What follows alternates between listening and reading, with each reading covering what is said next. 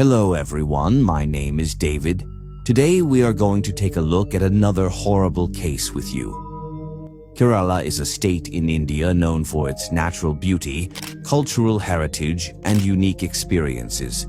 During the hot and humid month of June, Kerala experiences heavy rainfall, marking the onset of the monsoon season. In the second week of June 2024, a mix of sunshine and clouds covered the region when an anonymous letter arrived at the Mannar police station in Kerala. The station officers opened and read the letter, which stated, "Sir, a murder took place in our area, Mannar, 15 years ago. The woman who was killed was named Kala.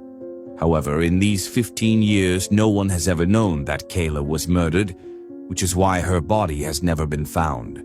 4 people were responsible for killing Kala, and I am mentioning their names below. The names of those 4 individuals will be revealed later in the video." When the police station in charge read the letter, he was shocked. The entire police staff had the same question.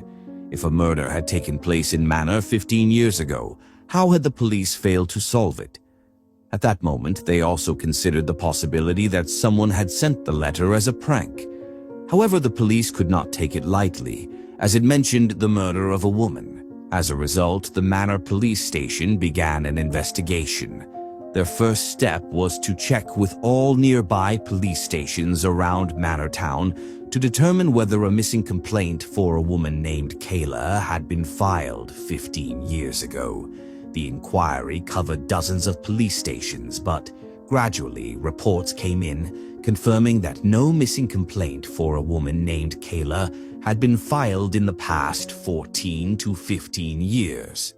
Following this, the Mannar police expanded their search to include women with names similar to Kala, such as Kaladevi, Kalavathi, and Kalakarni. However, there were no missing complaints registered for any woman with a similar name. Before moving forward, it is worth mentioning that Mannar in Kerala is primarily known as the Bell Metal Town due to its exceptional craftsmanship in brass, bronze, and silver. By this point, the Mannar police station in charge had made an initial attempt to locate the missing woman named Kala. However, he then decided to forward the letter to his senior officer, Chaitra Teresa John, the superintendent of police of Alappuzha district, where Mannar town is located. Along with the letter, he wrote, "Madam, we have tried our best to find any missing complaint related to a woman named Kala, as mentioned in this letter, but we have found nothing. Therefore, we request you to take over this case and conduct the investigation." Now, SP Chaitra read the letter multiple times, and after carefully going through it, they formed a separate team to find either Kala or any of her relatives mentioned in the letter. However, what also surprised them was that 15 years was a long time, and even back in 2009, if someone went missing, their relatives would typically file a missing person complaint at the police station first. Regardless, SP Chaitra expanded the scope of their investigation and activated some of their informants to gather initial information about Kala. This approach yielded positive results almost immediately, as the police team discovered that a woman named Kala from Mannar had run away with her lover from her in-laws' house back in 2009. Upon receiving this information, the police team immediately went to Kala's former in-laws' neighborhood to conduct inquiries. First, they spoke with some of the neighbors who told the police that Kala had moved into her in-laws' house at the end of 2006 after getting married. Initially, everything was fine in the household, and after marriage, Kala even gave birth to a son. However, by 2009, trust issues arose between the couple, with both suspecting each other of having an extramarital affair. Eventually, Kala betrayed her husband and ran away with her boyfriend, leaving her 1.5-year-old son behind with her husband. The police team questioned all the neighbors in the area, but everyone narrated the same story, that Kala had abandoned her young son and eloped with her boyfriend. After hearing statements from so many people, the Mannar police also concluded that if Kala had willingly run away, then who would have filed a missing complaint for her? However, SP Chaitra then thought about speaking with Kayla's parents and managed to locate their house. Interestingly, Kayla's parents' home was just 2 miles away from her in-laws' house. But upon reaching there, the police learned that both of Kayla's parents had passed away over the past 15 years, and now only her brother and his family lived there. At that moment, Kayla's brother, Anil Kumar, was shocked to see the police outside his house, and when they asked him about his sister, Kayla, he was even more surprised. Although Anil Kumar also knew the truth that his sister had run away with her boyfriend from her in-laws' house in 2009, he couldn't help but wonder why the police had come to question him about her. Still, he told the police, when Kayla married someone of her own choice, we were completely against it because she married outside our caste. Later, we also found out that Kayla often fought with her husband, but we still did not interfere in her married life. After that, we learned that Kayla had fallen in love with another man and had run away with him, leaving her younger son behind. When we found out, we were deeply ashamed of her actions, and that's why my parents and I decided to cut all ties with her. After that incident, we didn't even try to find Kayla, and I have no idea where she is now. Now, the Mannar police had statements from both the neighbors and Kayla's own brother, but they had yet to meet her in-laws or her ex-husband. The man Kala had married was also named Anil, and he lived just 2 miles from Kala's home. As they say, matches are made in heaven, and that's exactly how it was with Kayla and Anil. Since they had both grown up in the same area, they had seen each other's faces before, but their interactions truly began in their late teenage years. Gradually, these interactions turned into love, and by their early 20s they had decided they would marry. However, at that time, they had no idea that their biggest obstacle would be their caste. When they brought up their relationship at home, they discovered that they belonged to different castes, which meant they could not get married.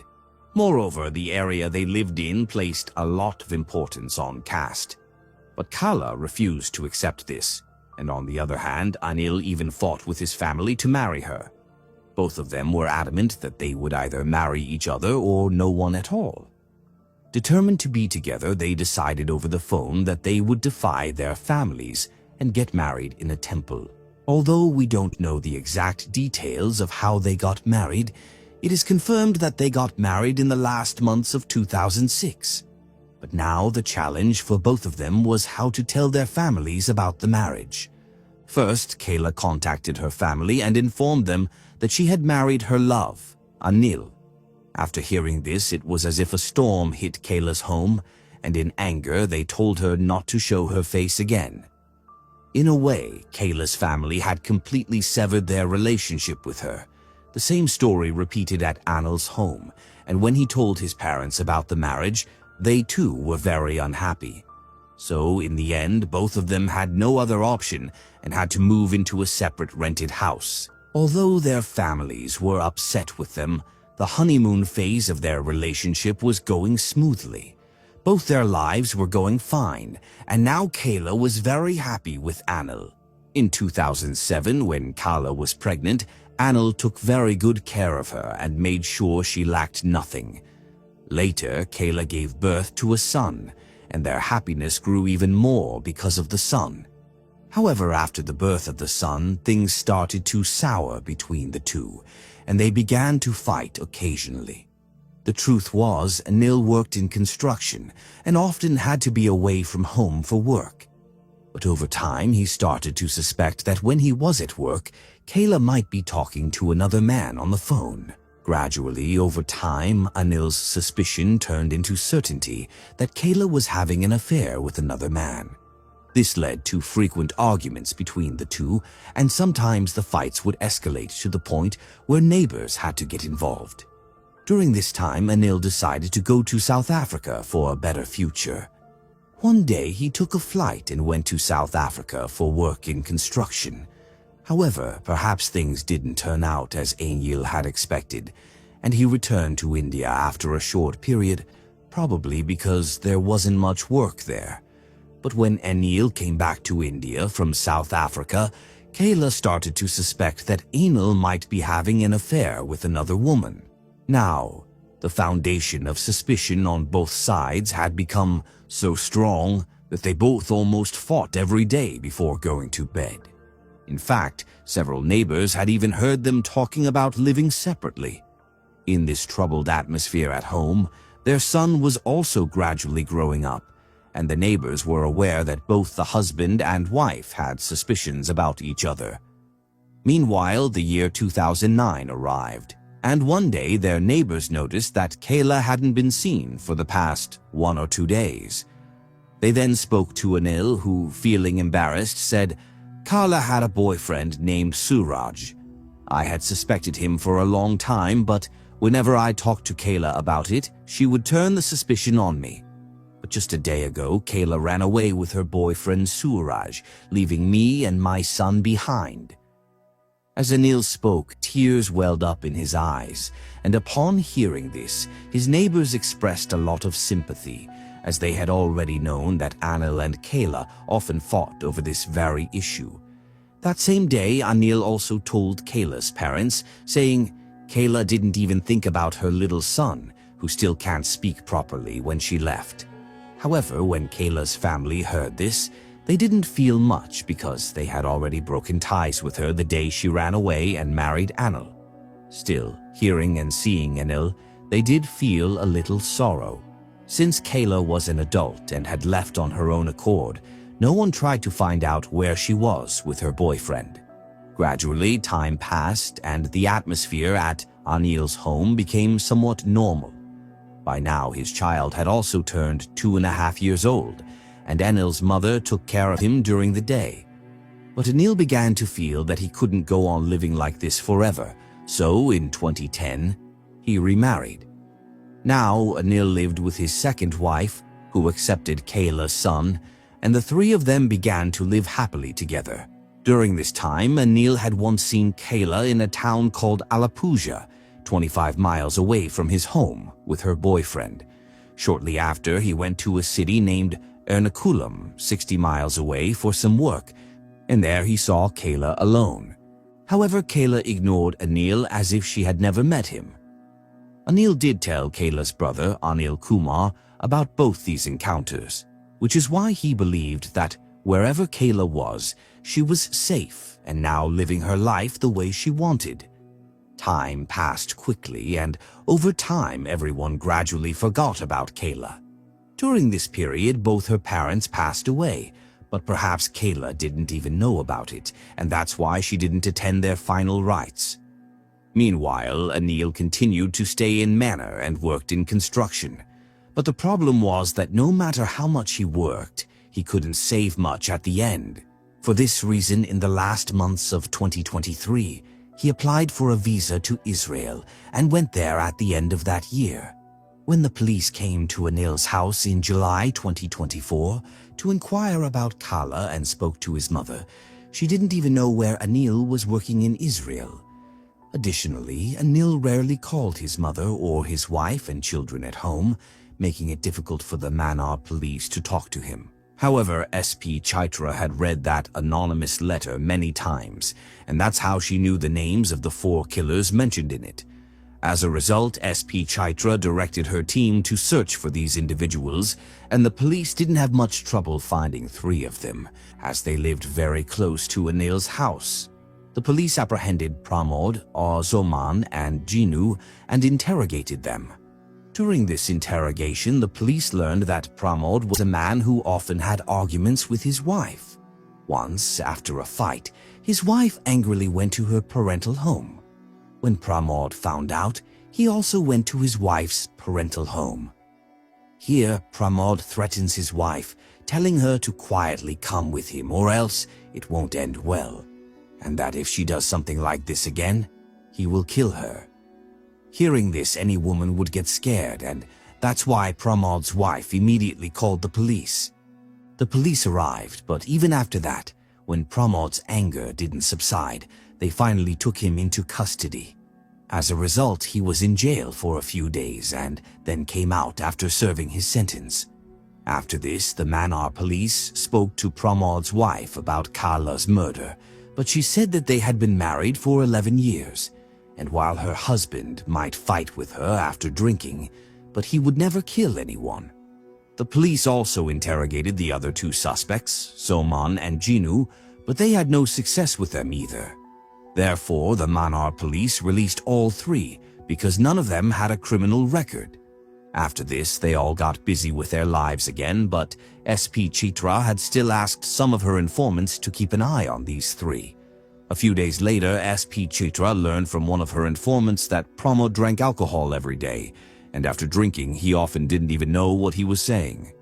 As soon as this information came in, the police decided that if they could make Pramod drink and then question him, he might reveal something he hadn't mentioned during the initial interrogation. Following this, a few police officers were tasked with becoming Pramod's friends in plain clothes for a few days. The officers spent a few days with Pramod and offered him free alcohol multiple times. While they succeeded in befriending him, they couldn't gather any concrete information during this period that would confirm that Pramod and his associates were responsible for Kala's murder. However, his behavior gave the officers a strong suspicion that he might have done it.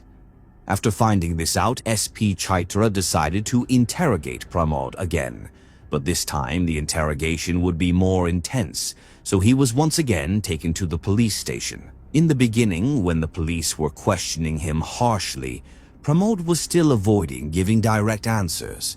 But then SP Chaitra told Pramod that they had found his fourth accomplice, and now they had all the evidence against him. She warned him that if he didn't tell the truth, he would face severe consequences.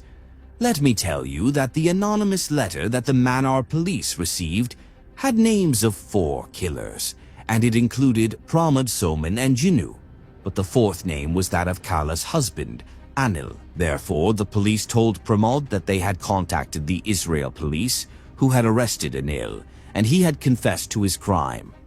Obviously, this is lie, but now the police then told Pramod that his best option was to tell the truth.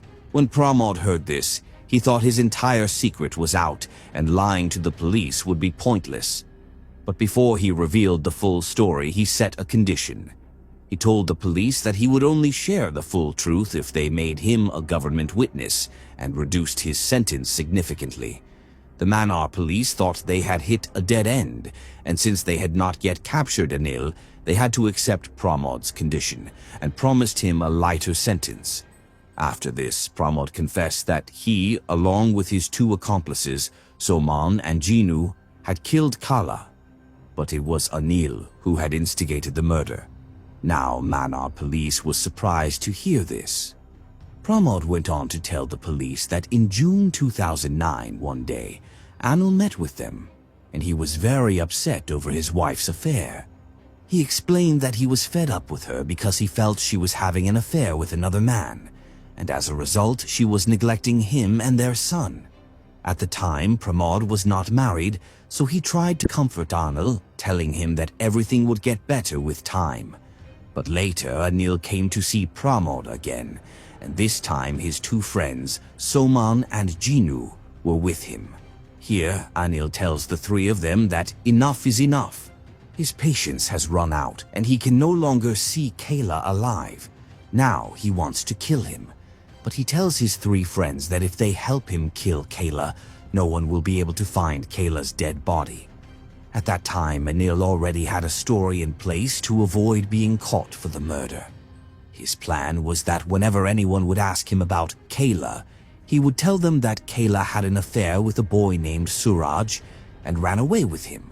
Moreover, Anil knew that Kala's family was already upset with her, and after her disappearance, they wouldn't pay much attention to her. After hearing the entire plan, Pramod, Soman, and Jinu agreed to help Anil in the murder.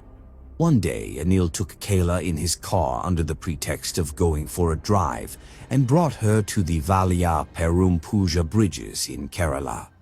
However, Anil's 3 friends were already there. It was night and very few people were passing by. Taking advantage of this, they strangled Kala inside the car, and within seconds she died. Afterward, Anil already had a plan to hide Kala's body. That day, Anil's house was empty, so he told his friends to drive the car towards his house. The four of them, with Kala's body, traveled several miles from the bridge to Anil's house. Once they arrived, Anil opened the lid of a septic tank buried on the side of his house and told his friends that they would place Kala's dead body inside it. Then Pramod, Soman, and Jinu took the dead body out of the car and placed it inside the septic tank, after which Anil closed the lid of the tank and left the house with his friends. They then went to a liquor store and drank heavily there. After discovering this story, a police team, along with some workers and a forensic team, reached Anil Kumar's house on July 2nd, 2024. The first thing they did was remove the waste material from the septic tank with the help of the workers. During this process, a locket, a woman's hair slide, and some long hair were also found in the septic tank. While the locket and hair slide belonged to Kayla, the hair was sent to a forensic lab for analysis. Although Kayla's murder had occurred 15 years ago, the police did not find any bones of her body in the septic tank. This was quite shocking because over the last 15 years, the insects in the septic tank might have eaten Kala's flesh. But where could her bones have gone? When the police questioned Pramod, Soman, and Jinu again, they said, "We did hide Kala's dead body here with Anil, but later Anil might have removed the body from here and buried it somewhere else. We can't say for sure. From this, it was speculated that Anil may have removed Kayla's dead body from the septic tank and buried it somewhere else after some time in June 2009. However, only Anil could confirm this, but he was sitting in Israel at that time and no police officer knew which city he was in or where he was working. Now, the entire case was unfolding, and Anil's neighbors, Kayla's brother, and even Anil's own family members had all assumed that Kayla had run away with her lover, leaving her husband and son behind. But they were all shocked to learn that she was lying dead in Anil's house septic tank. Kayla's brother also regretted that he had misunderstood his sister and hadn't once tried to find out about her in the last 15 years. However, the police had now solved the murder case, in which a missing woman's disappearance had never even been reported. But all of this became possible only because of that anonymous letter. But after solving this case, when the police tried to find out who had written the anonymous letter, they found the person. In fact, when this man heard the news on a TV channel that the police had solved the 15-year-old case of a woman named Kayla's murder, he himself went to the police station and tells the police that he had written the letter. He further tells the police that he lived near Anil's house. He was an alcoholic and would go to a liquor shop every night to drink. One day, while he was sitting at the shop drinking, Anil's three companions, Pramod, Soman, and Jinu, came in. At that time, when Pramod got drunk, he blurted out, "One day I will also kill my wife the same way we all killed Anil's wife, Kala. 15 years ago, all of us killed Kayla, and no one has ever found her body." The man sitting nearby overheard this conversation, and he ended up writing a letter to the police naming Pramod, Soman, Jinu, and Anil as the suspects. However, the man didn't know who Anil and Kayla were, nor did he know the false story made up by Anil about a woman named Kayla running away with her lover in their area.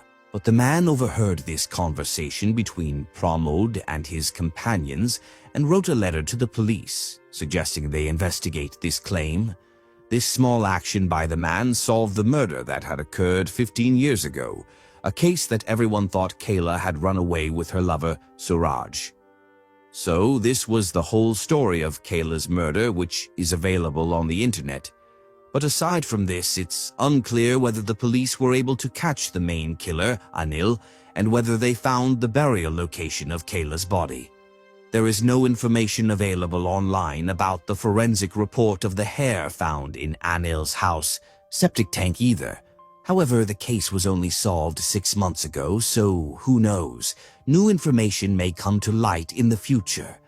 That's why we'll keep an eye on this case, and if any new information related to Anil comes out, We will share it in the community post on the David True Crime channel.